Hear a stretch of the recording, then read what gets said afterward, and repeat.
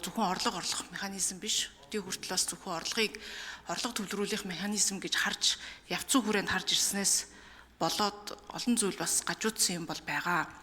Тэгээ татврын хууль тогтоомж энэ арга хэрэгсэл бол төрийн маш хүчтэй. Эдийн засгийн өсөлтийг дэмжих, нийгмийн тэгш байдлыг хангах, ер нь төрийн чадамжаа ч гэсэн, улс төрийн чиг баримжаагаа ч гэсэн тодорхойлох маш хүчтэй механизм байдаг. Тэгээ энэ удаа засгийн газраас бас аж ахуй нэгжүүдээ иргэдийнхаа татврын дарамтаас хөнгөлж чөлөөлж одоо эдийн засгийг идэвхжүүлэх гэсэн үзэл санаагаар концепцаар бас оруулж ирсэн байна гэж харж байгаа. Татврын багц хууль ер нь бас түрүү жилээс хойш нэлээд удаан яригдсан. Олон ч хувилбар гарсан. Тэгээ энэ дээр бол татврын аж ахуй нэгжүүдтэй бас уулзалт хийгээ явж хахад гол нь шудраг бус байна шүү дээ.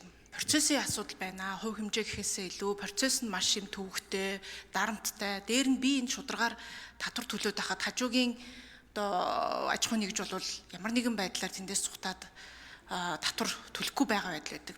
Тэгээ иргэд бол ер нь бол тийм шудраг бус байдал их байна гэдэг бүх зүйл дээр ингээ ажиглагдаад байна гэдгийг бас хэлдэг.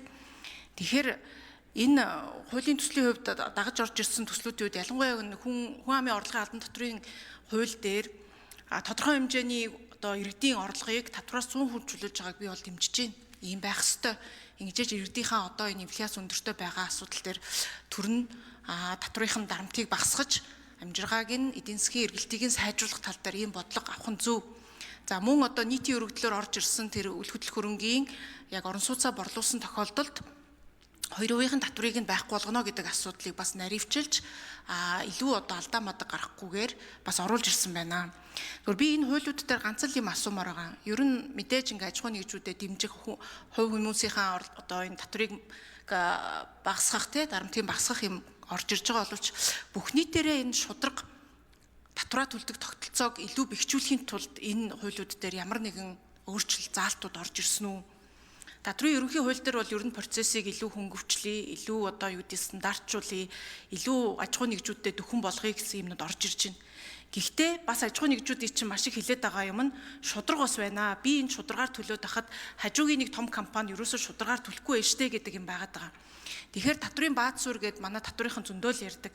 Энийг өргөдөхийн тулд энэ бүх нийтээрээ шудраг татвараа төлдөг тогтолцоог илүү бэхжүүлэх тал дээр ямар нэгэн өөрчлөлтүүд, заалтууд энэ хуулийн төслүүд дээр орж ирсэн үү гэсэн асуулт байна. За ажлын хэсэг эндрийн 4-р микрофон.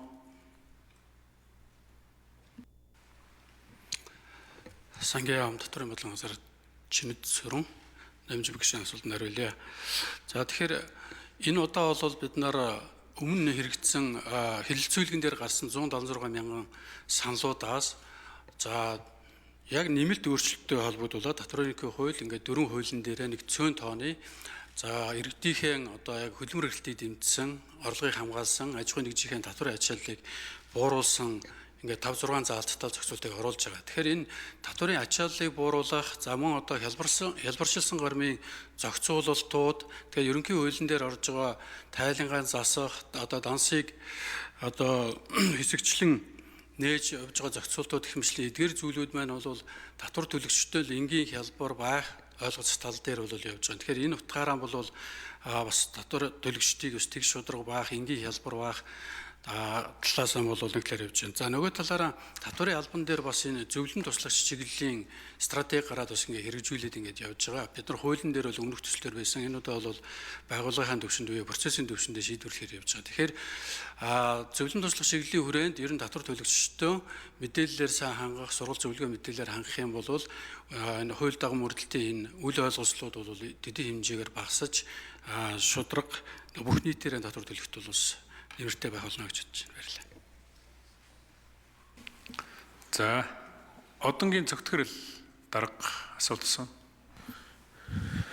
За татврын багц хууль гээд нэлээд хэдэн жил уншиж нэлээд олон засгийн газар дамжиж тэгтээ нэлээд тийм шоудж, пиардж олон юм болж ирж одоо хилцүүлгийг хэлж яана л дээ. Үнэхээр энэ орж ирж байгаа энэ